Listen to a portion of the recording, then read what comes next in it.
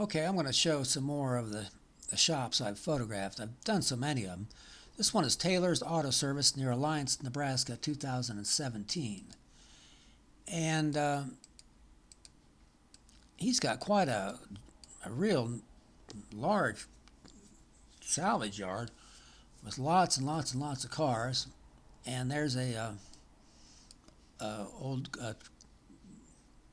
Ford with a flathead V8 in it. And there he is.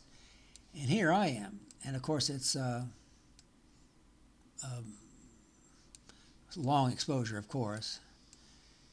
And he does auto service as well, in addition to having the salvage yard. There's a gorilla in the background. And I photographed so many of these places. And he said something to me which, stuck with me.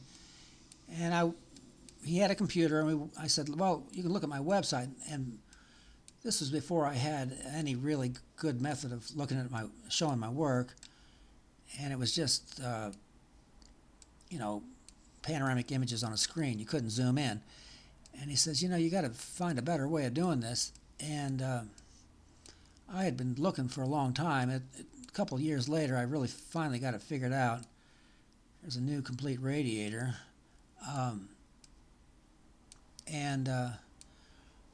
But he kind of spurred me along to find a better way of presenting the work.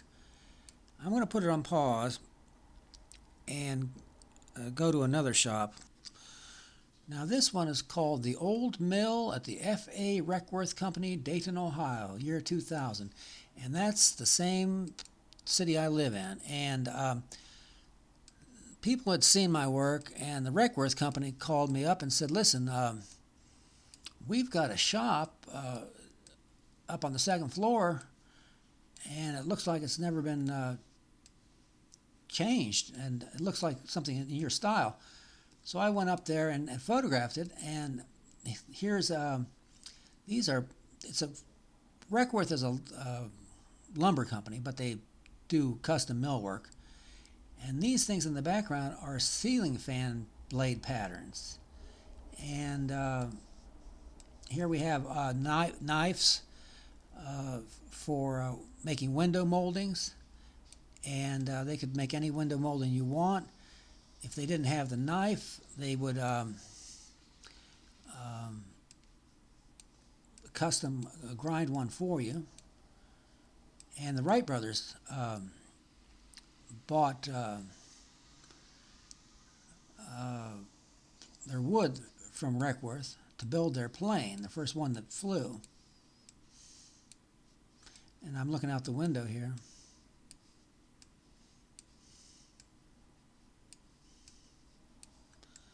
And I'll show you. This is a knife rack. I'm going to put it on pause. And this is a picture I did with my 8x10 view camera showing the knives that they had for cutting custom window moldings. And they could basically take a blank piece of metal and grind it to any shape that you wanted and custom make any oddball window molding you might have had.